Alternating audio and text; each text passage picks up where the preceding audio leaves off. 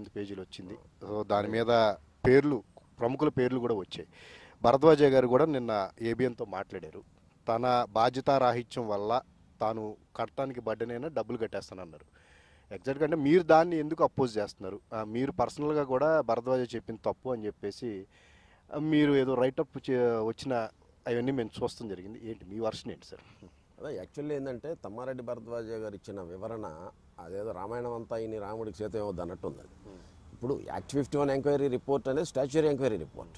6 నెలలు కష్టపడి వాళ్ళు చేసింది మొత్తం బ్యాంక్ అకౌంట్ ఇంకా చాలా ఉన్నాయి అందులో.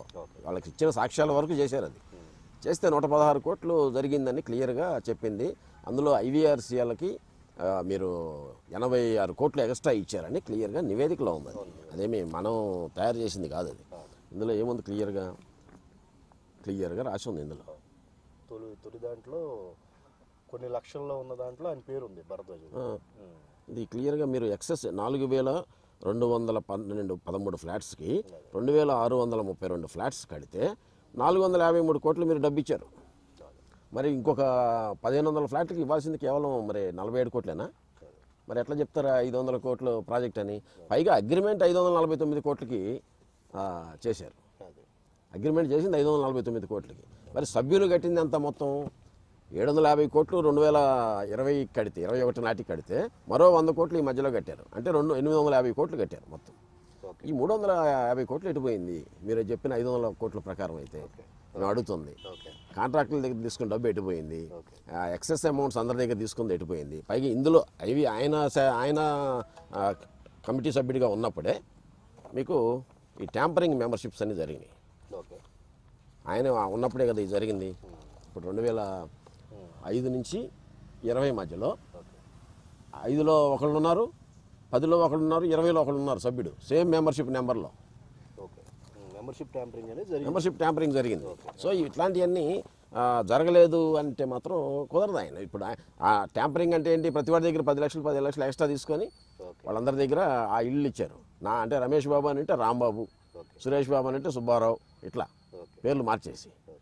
అంటే ఆయన ఒక విషయాన్ని ప్రస్తావిస్తున్నారు. అంటే బాధ్యతారాహిత్యం అని చెప్పి తనకు తానుగా ఫీల్ అయ్యాను కాబట్టి కట్టాల్సిన అమౌంట్ కడుతున్నాను అని చెప్పేసి. అంటే ఎగ్జాక్ట్గా తప్పు అయితే జరిగింది మా వైపు నుంచి అనేది ఆయన ఒప్పుకుంటూ ఉన్నారు.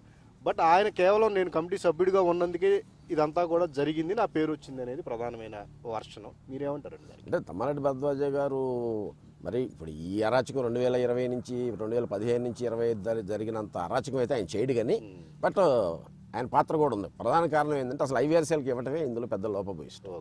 అది పెద్ద కన్స్ట్రక్షన్స్ స్ట్రాంగ్గా చేసిన చరిత్ర కన్స్ట్రక్షన్ కంపెనీ కానీ ఇంటర్నేషనల్ స్థాయిలో. బట్ అది దానికి అంత లేదు. ఎల్ఎన్టీ వాళ్ళు అసలు ఫస్ట్ చేయాల్సిన వాళ్ళు. వాళ్ళకి ఇవ్వకుండా ఐవీఆర్సీఎల్కి ఇవ్వడంలోనే వీళ్ళ స్వార్థం ఉంది ఫస్ట్.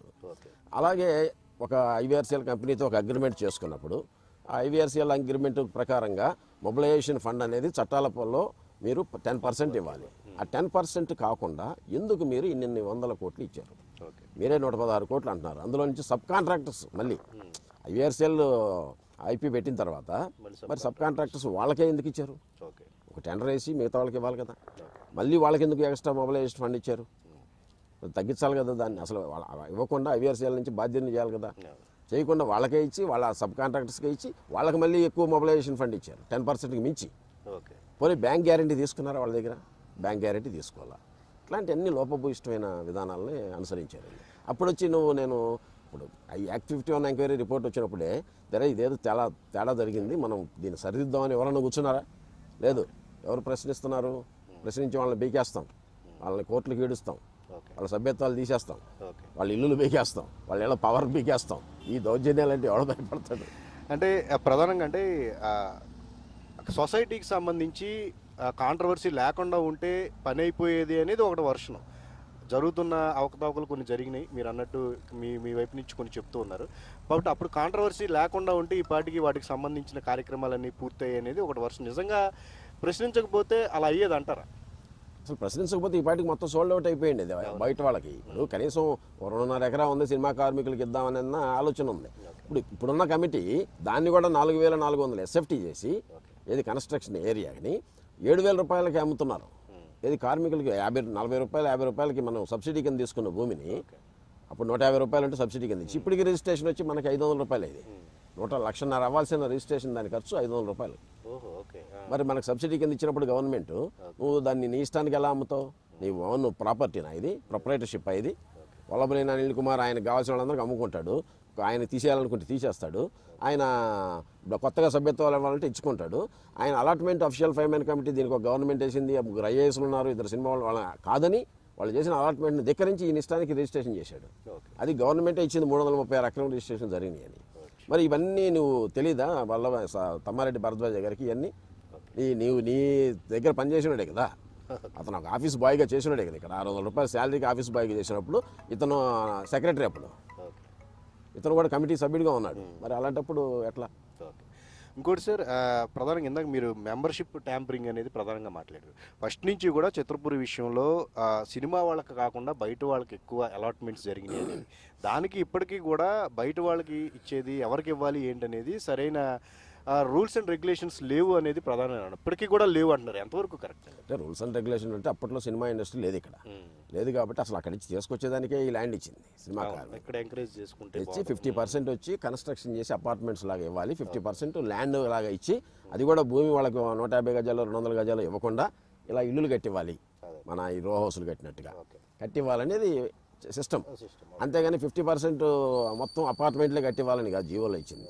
అది are staying outside of the state, అంటే చెన్నై నుంచి వచ్చేవాళ్ళు, ముంబై నుంచి వచ్చారు ఇక్కడికి రావాలనుకున్న వాళ్ళకి మనం ఇల్లు ఇవ్వాలి, అందరి కార్మికులకి ఇల్లు కట్టివ్వాలి. స్థలాలు ఇచ్చినా కట్టివ్వాలి, అపార్ట్మెంట్ అయినా కట్టివ్వాలి తప్ప స్థలాలుగా ఇన్ని వద్దు అమ్ముకొని వెళ్ళిపోతారని ఇది సిస్టమ్ పెట్టింది దీనికి జీవోలో. ఈరోజు ఆ స్ఫూర్తి మొత్తం దెబ్బతినేసింది కదా. ఎందుకు బయట వాళ్ళు చేరారు అంటే స్టార్టింగ్లో ఎవరు లేరు. ఇక్కడ ఇచ్చిన ల్యాండ్ ఏమో 67 ఎకరాలు, ఆడ కార్మికులు ఏమో 1500 మంది ఉన్నారు. సో ఈ అపార్ట్మెంట్లు కట్టి ఎలా అంటే అప్పుడు ఏం చేశారు, ఎవరు పడితే వాళ్ళు సినిమా వాళ్ళు ఫెడరేషన్లోనే ఇచ్చేశారు డైరెక్ట్. ఫెడరేషన్లో యూనియన్లు ఏం ఫామ్ కాల. సో ఫెడరేషన్లోనే సభ్యత్వాలు ఇచ్చి ఈ నువ్వు యూనియన్ అని ఇచ్చారు, చేరారు. దాని తర్వాత ఏదో కొంచెం ప్రక్షాళన చేసే ప్రయత్నం చేశారు. భరద్వాజ గారు వచ్చిన టైంలోనే కొంచెం ప్రయత్నం చేసినట్టున్నారు. బట్ అది తర్వాత అసలు ఎట్లా అంటే మీరు డైరెక్ట్ మీకు మెంబరు మీకు తెలియకుండా మీ ఇల్లు వేరే వాళ్ళకి ఉంటుంది అనమాట. అంత దారుణంగా అసలు నేను ఇక్కడే వెయిట్ చేస్తుంటా, నా ఇంటి గురించి వేరే వాళ్ళకి రిజిస్ట్రేషన్ అయిపోయాడు, డబ్బులు కట్టలేదని తీసేస్తాం అంటారు. ఇప్పటికన్నా ఇల్లులు కట్టారు చూడండి. 10 లక్షలు కట్టిన వాడు 20 ఏళ్ళు వెయిట్ చేస్తే ఇల్లు కట్టలేదు, కానీ వాడు డబ్బు కట్టలేదని 2 నెలలు కూడా వెయిట్ చేయకుండా వాడు తీసేస్తున్నావు. ఇందులో పాయింట్ చూడండి, 20 లక్షలు కట్టి నేను 10 లక్షలు కట్టి నేను 10 ఏళ్ళ నుంచే వెయిట్ చేస్తున్నాను నా ఇంటి కోసం, కానీ పిల్లర్స్ కూడా ఇలా 15 ఏళ్ళు 20 ఏళ్ళు పిల్లర్స్ వేయలే, కానీ నాకు ఎంత వడ్డీ లాసు. కానీ నేను 2 నెలలు నాకు నోటీస్ పంపించి నువ్వు డబ్బు కట్టలేదు కాబట్టి నీ ఇల్లు తీసేస్తున్నా అని చేస్తాడు. ఎవడీడు ఆఫీస్ బాయ్ ఇచ్చి నువ్వు నన్ను సినిమా ఇండస్ట్రీ టెక్నీషియన్ని నువ్వు ఎలా తీసేస్తావు? అసలు నువ్వు పెయిడ్ ఎంప్లాయీవి. అంటే వ్యక్తిగతంగా అతను ఎవరైనప్పటికీ కూడా కమిటీ సొసైటీ అధ్యక్షుడిగా ప్రస్తుతం ఉన్నాడు కాబట్టి, అదే అక్రమంగా వచ్చి నువ్వు చేసేది మళ్ళీ అక్రమాలు తప్ప మంచి పనులు ఏం చేస్తావు? వచ్చిన విధానమే అక్రమ విధానం. మాకు తెలియదు, ఏదో ఫేక్ నెంబర్ పెట్టుకున్నావు నువ్వు, దాంట్లో VA కుమార్ అని పెట్టుకున్నావు. ఎవడో VA కుమార్ అంతమంది లేదు జనాల్లో, ఎలా తెలుసుద్ది? తెలియదు. తర్వాత చూస్తే ఈయన వచ్చాడు ఫ్రేమ్లోకి. ఒకటా అంటే 3 మెంబర్షిప్లు ఉన్నాయి. అతనికి ఒకటికి ఉందా అంటే అతని భార్యకి ఉంది, మళ్ళీ ఇప్పుడు కొత్తగా ఆయన భార్యకి ఉండింది, గతంలో ఉండింది, మళ్ళీ అది తీసేసి మళ్ళీ కొత్తగా పెట్టాడు. వాళ్ళ అమ్మకు ఉంది, వాళ్ళ నాన్నకు ఉంది. ఎట్లా ఇది ఏదో నీ ప్రొపరేటర్షిప్ నీ సొంత ఆస్తి అయితే ఇష్టానికి పెట్టుకుంది సొసైటీ. దీంట్లో సినిమా కార్మిక సంఘాల వాళ్ళు ఉండాలి, లేదా సినిమా కార్మికుడు రికగ్నైజ్ చేసి ఉండాలి. ఒక ప్రొడ్యూసరు డైరెక్టర్ ఇతను నా సినిమాకి పనిచేసాడని రికగ్నైజ్ చేసి ఉండాలి. అవన్నీ పెట్టుకున్నారు గతంలో లెటర్లు. ఇప్పుడు అవన్నీ తీసేసి కింద అవన్నీ సాక్ష్యాలు. కొంతమంది పెళ్ళిళ్ళు అయ్యి అమెరికాలో వెళ్ళున్నారు, కొంతమంది ఉద్యోగాల రీత్యా అమెరికా వెళ్ళున్నారు, కొంతమంది ఇంకొక దేశాలకు వెళ్ళున్నారు, ఇంకొక రాష్ట్రాల్లో ఉన్నారు. వాళ్ళందరినీ టార్గెట్ చేశాడు. లేదంటే ఎవరైనా చనిపోయిన వాళ్ళు ఉంటారు, ఆ చనిపోయిన వాళ్ళ ఫ్యామిలీస్ని టార్గెట్ చేశాడు. వాళ్ళ పాపం తిరగలేరు కదా ముసలోళ్ళు, వృద్ధుల్ని, మహిళల్ని వీళ్ళని టార్గెట్ చేశాడు. వీళ్ళు తిరగలేరు కాబట్టి ఈ కోర్టుల్లో ఉన్న ఆ బెంచ్ల మీద ఇతను మేనేజ్ చేసుకుంటూ న్యాయ వ్యవస్థలో లాయర్లు అవతల పెట్టుకున్న లాయర్లు కూడా ఇతనే కొంటూ చిత్రపురి దగ్గర డబ్బులు వసూలు చేసినవన్నీ వీళ్ళందరికీ పంచుతూ ఈ వ్యవస్థను ఇలా నిర్వీర్యం చేశాడు. ఇంకోటి సార్, చిత్రపురి మీరు ఇందాక అన్నారు డబ్బులు వసూలు చేశారు ఎక్కువ అని చెప్పి, కట్టకుండానే ఎక్కువ వసూలు చేశారు చాలామంది దగ్గర అన్నారు. బట్ ఈ డెవలప్మెంట్ కోసం కూడా ఎక్స్ట్రా తీసుకున్నారు అనేది చిత్రపురి సొసైటీ సభ్యులు తీసుకున్నారని చెప్పేసి, నిజానికి తీసుకున్న దానికి అభివృద్ధి కార్యక్రమాలు కనీసం ఇచ్చిన వారికైనా వాటన్నిటిని కూడా సెట్ చేయడం జరిగింది. అభివృద్ధి అనేది మున్సిపాలిటీ చేసింది, రోడ్లు మున్సిపాలిటీ చేసింది, పార్కులు మున్సిపాలిటీ చేసింది, అవన్నీ ఈ జిమ్ సామాన్లని మున్సిపాలిటీ పెట్టింది. చిత్రపురి డబ్బు ఎందుకు పెట్టలేదు? ఇక్కడ బిల్లు ఏమో ఎడ రాసుకుంటున్నారు, మున్సిపాలిటీ చేసే వాటికి కూడా బిల్లులే చేసుకుంటున్నారు. కానీ వీళ్ళేమీ చేయలేదు. మొత్తం డెవలప్మెంట్ అంతా చచ్చిపోయింది. ఎక్కడికక్కడ డెవలప్మెంట్ లేదు కాబట్టే కదా ఇది ఎంత తీసుకుంది. ఒక్క నిమిషం బ్రేక్ ఇస్తారా? ఎప్పటి నుంచో అంటే సొసైటీకి సంబంధించి పనులు జరుగుతున్నాయి. వాటిని జరుగుతున్న అవకతవకల గురించి ఉద్యమకారులు మీరు కానీ మీ వైపు నుంచి కొంతమంది వర్క్ చేస్తున్నారు. మీ వైపు నుంచి చేస్తున్న ఉద్యమానికి ఏంటండి, ఎలా ఉంది? కొంత మీరు ఏమన్నా సాధించడం జరిగిందా ఉద్యమ నేతలుగా? చిత్రపూరి విషయంలో కానీ అవకతవకల మీద కానీ ఒక నివేదిక రావడం అనేది మీ విజయంగానే మీరు భావిస్తారు ఎట్లాగా? ఖచ్చితంగా ఇప్పుడు ఈ యాక్ట్ 51 ఎంక్వైరీ రిపోర్టు రావడం అనేది కొంతమంది అధికారులకు లెటర్లు పెట్టి చేస్తేనే కదా వచ్చింది. సో దానివల్ల 60 సర్చార్జ్ అందులో భాగమే కదా. అంటే యాక్ట్ 51 ఎంక్వైరీ రిపోర్ట్లో 11 రకాల తప్పులు వచ్చినాయి బయటికి. అందులో ఒకటి మాత్రమే 60 సర్చార్జ్, ఆర్థికంగా నష్టాలు. ఇదేంటిది? ఇది ఆల్రెడీ రెండోసారి రావటం. ఇది ఫస్ట్ టైం వచ్చింది 2022లోనే వచ్చింది. దాన్ని ఏం చేశారు వీళ్ళు? తెలివిగా స్టే తెచ్చుకున్నారు ట్రిబ్యునల్కి వెళ్ళి. స్టే ఇవ్వాలంటే ట్రిబ్యునల్లో 50% అమౌంట్ కట్టాలి. అయినా సరే కట్టించుకోకుండా వాళ్ళు ఇచ్చారు. అక్కడ గవర్నమెంట్ ఏమో కేవేట్ వేయదు, డబ్బులుగా నువ్వే నివేదికలు ఇస్తుంది. గవర్నమెంట్ కేవేట్ ఇవ్వదు, స్టే మాత్రం అదే గవర్నమెంట్ ట్రిబ్యునల్లో మళ్ళీ వస్తుంది. అంటే ఎంత మేనేజ్ చేస్తున్నారో చూడండి. ఇప్పుడు ఇది ఇచ్చారా, మళ్ళీ వెళ్ళారు అవుట్ ఆఫ్ ఆర్డర్కి. మళ్ళీ సొసైటీనే కేవేట్ వేసింది, మాకు నష్టాలు జరిగినాయి అని. మరి అదే నష్టాలు చేసిన బ్యాచ్ ఇప్పుడున్న కమిటీలో కూడా ఉన్నారు కదా. ఇప్పుడున్న కమిటీలో ఉన్న వల్లభనేని అనిల్, రఘుబత్తుల, వీళ్ళంతా ఉన్నారు కదా సేమ్ ఈ లిస్టులో. 43,78,00,000 కట్టమని వచ్చిన లిస్టులో విత్ 18% ఇంట్రెస్ట్ పర్ యానం. అంటే దాదాపు 75-80 కోట్లు కట్టాలి ఇప్పుడు ఈ 10 ఏళ్ళ నుంచి జరిగిన దీనికి. సో మాకు సంబంధం లేదు ఇది అని ఇప్పుడు వల్లభనేని అనిల్ ఏం చేస్తున్నా అంటే అందరినీ మభ్య పెడుతున్నాడు. చూసారా, నా మీద రాలేదు, మొత్తం పాత కమిటీ మీద అని. ఇప్పుడు ఈ స్కామ్లో అతను ఉన్నాడు. 2015లో ఇతను కమిటీలోకి వచ్చిన కాడి నుంచే జరిగింది ఇది అంతా. ఇతను కమిటీ సభ్యుడైనా మొత్తం కంప్యూటర్లు అంతా ఇతని కంట్రోల్లో ఉంటాయి. ఆ నాలెడ్జ్ లేకదు వాళ్ళకి. అసలు ఎవడు మెంబరో కూడా కొంతమందికి నాలెడ్జ్ లేదు. ఆ కొమర వెంకటేష్ చనిపోయిన అతనికైతే అసలు నాలెడ్జ్ కూడా లేదు కంప్యూటర్ నాలెడ్జ్. అతను తెలియకుండా అతను పేరు అడ్డం పెట్టుకొని ఇతను మొత్తం చేసేవాడు అక్రమాలన్నీ. సో అలా ఏంటంటే వల్లభనేని అనిల్ అనేవాడు ఇక్కడ 2005లో అతను ఎంటర్ అయిన కాడి నుంచి కూడా అతను మొత్తం ఫస్ట్ ఆఫీస్ బాయ్గా వచ్చి తర్వాత రిసిప్ట్లు రాస్తూ, దాని తర్వాత నువ్వు కంప్యూటర్ పట్టుకొని ఇంకా అక్కడి నుంచి అతను మొత్తం చేసుకుంటూనే వచ్చాడు ఆ రాజకీయాలు. అతని పాత్ర లేకుండా చిత్రపూరి అవినీతి అక్రమాలలో మేజర్ పార్ట్ అవుతుంది. అంటే ఇప్పుడు ఆర్థికంగా కొంతమేర చిత్రపూరి నిలదొక్కోవాలంటే కొత్తగా ఏదో ప్రాజెక్ట్ని ఈ మధ్యకాలంలో అనౌన్స్ చేశారు. చిత్రపూరి మీద వచ్చిన కాంట్రవర్సీల వల్ల దానికి సరైన ఆదరణ కొంచెం ఏదైనా తక్కువగానే ఉంది, ఆశించిన స్థాయిలో లేదు అంటారు. అంటే మీరు ఉద్యమకారులుగా ఏం చెప్తారు? అది కమర్షియల్గా చేయటం పట్ల కమిటీకి ఎంతో కొంత మేలు జరుగుతుంది అనుకుంటున్నారా, లేదా వ్యక్తిగతంగానే అది మేలు జరిగే అవకాశం ఉందా? ఏమన్నా అంటే కార్మికులకు నష్టం జరుగుతుంది కదా. నేను సినిమా కార్మికుల కోసం ఇచ్చిన భూమిని సినిమా కార్మికులకి నువ్వు ఇల్లు కట్టకుండా 4,400 ఎస్ఎఫ్టీ పెట్టి 3 కోట్ల రూపాయలు ధర పెట్టడం ఏంటి? నువ్వు ఎస్ఎఫ్టీ పెట్టాల్సింది 3,000 రూపాయలు. ప్రజెంట్ ఇనుము అది అసలు యాక్చువల్లీ 1,210 ఇచ్చింది, 1,200-1,500 గతంలో కట్టించుకుంది.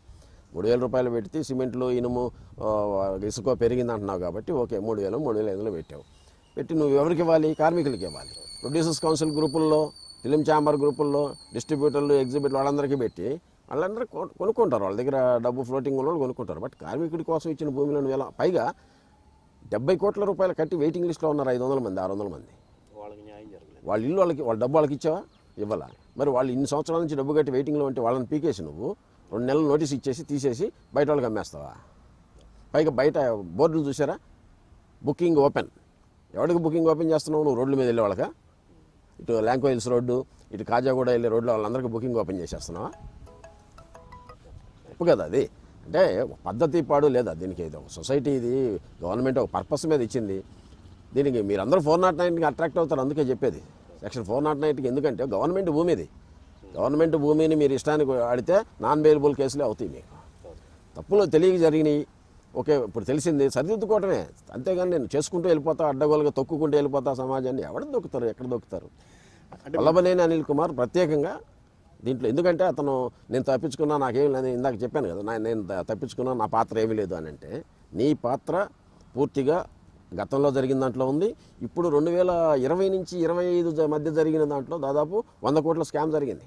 ఇప్పుడు వీళ్ళ మీద 30 కోట్లు పెనాల్టీ వేసాడు ఎక్స్ట్రా. ఆ డబ్బు ఎడిపోయిందో తెలియదు. ఇటుకలన్నీ 7 అడుగులు అడుగట్టుకున్నాడు. మళ్ళీ ఒక ఇటుకేలా ఇక్కడ ఒక రోడ్డు చూసారుగా ఎట్లా ఉందో, రోడ్డు బాగు చేయాలి. మళ్ళీ అక్కడ ఎంఐజీలో 20 కోట్లు వసూలు చేశాడు. అదేమన్నా బాగు చేసావా అంటే ఒకసారి చల్లారికి వెళ్ళి చూడండి మీరు, ఏమీ లేదు. పోనీ ఇక్కడ డ్యూప్లెక్స్ వాళ్ళ మీద 10 లక్షల ఇంటికి వేసాడు, 18 కోట్లు. ఆ 18 కోట్లు ఎటుపోయింది, 20 కోట్లు ఎటుపోయింది, ఈ 30 కోట్లు ఎటుపోయింది. కొత్తగా కాంట్రాక్టుల దగ్గర 20 కోట్లు వసూలు చేశాడు, అది ఎటుపోయింది. అది కాకుండా ఇప్పుడు మళ్ళీ 250 మంది కొత్త సభ్యుల్ని చేర్పించాడు. మరి ఈ డబ్బు ఎటుపోయింది? ఈ 250 మంది కొత్తగా చేర్పించాడు వీళ్ళందరినీ. మెంబర్షిప్లకు వసూలు చేస్తారని ఇదంతా కూడా. మరి వీళ్ళందరి దగ్గర 10 లక్షలు, 20 లక్షలు, 30 లక్షలు వసూలు చేశాడు కదా, ఈ డబ్బు ఎటుపోయింది? ఈ 25 కోట్లు అంటే ఎన్ని? దాదాపు 100 కోట్ల పైన ఉన్నాయి, 120 కోట్లు. ఇప్పుడు 43 కోట్లు వచ్చింది రిజల్ట్ ఇందులో. మరి బ్యాలెన్స్ 125 కోట్లు ఈ కమిటీ ఆధ్వర్యంలో జరిగినట్టే కదా. ఆయనే చెప్తున్నాడు జనరల్ బాడీ మైక్ పట్టుకొని 170 కోట్లు అప్పుల్లో ఉంది, దీన్ని నేను కాపాడాలి, అందుకని నేను వాళ్ళ మీద పెంచి సమాజం మీద సభ్యుల మీద అయినంట. ఎవడో నువ్వు సభ్యుల మీద వేస్తే నీ మీద క్రిమినల్ కేసు పెట్టి లోపలేపిస్తాం సభ్యుల మీద పెడితే. చదలవాడ శ్రీనివాసరావు గారు డబ్బు ఇచ్చారు దీనికి, బ్యాంకు లోన్ క్లియర్ చేసేదానికి 14.5 కోట్లు. దానికి క్లియర్ చేసేదానికి ఇంతమంది దగ్గర 100 కోట్లు వసూలు చేశాడు, ఆయన బాకీ ఇవ్వాల. అదేమో వడ్డీతో సహా 60-65 అయిందని చెప్తున్నారు కొంతమంది. అంటే అదంతా కూడా వ్యక్తిగతంగా వాడుకోవడం జరుగుతుందా ఎట్లాగా మీరు చేసే ఆరోపణ? అంతే కదా. ఇప్పుడు తీసుకెళ్తా వాడుకున్నాడు అతను, విడిగా అతను ఆస్తులు కొనుక్కున్నాడు బెంగళూరులో, ఆడ అన్ని. అంటే ఇంకొక 200 కోట్లు ట్విన్ టవర్స్ కట్టి 200 కోట్లకి టార్గెట్ చేశాడు. ఇప్పుడు అదంతా బద్దలైంది. ఎట్లా జరుగుతుంది దాన్ని? కార్మికులకు చెందాల్సిన దాన్ని ఇక్కడ తీసుకొచ్చి ఇళ్ల మధ్యలో క్లబ్ కడతాడంట. ఇక్కడ క్లబ్ కట్టాల్సిన ప్లేస్ అక్కడ దూరంగా ఇళ్ళకి, అక్కడ వదిలేసి ఇక్కడ ఇల్లు క్లబ్ కడతాడు. అక్కడేమో బ్లాక్ మార్కెట్ చేసుకుంటాడు మొత్తం. ఆ ఎదురుగా స్థలం ఉంది, అక్కడేమో షాపింగ్ కాంప్లెక్స్ కట్టుకొని 99 ఇయర్స్ ఈయనే లీజుకి తీసుకుంటాడంట, ఏది బినామీని పెట్టుకొని. అంటే ఒక రకంగా ఇదంతా మీరు చెప్తున్న దాన్ని బట్టి చూస్తుంటే గత కమిటీ అనేది చాలా చిన్న విషయం, ఇప్పుడు జరుగుతున్నదే అతిపెద్ద అవినీతి అనేది ప్రధానమైన ఆరోపణ. గత కమిటీ ఆధ్వర్యంలో జరిగింది అవినీతి, జరిగింది 100% జరిగింది. క్విడ్ ప్రోకో చేశారు.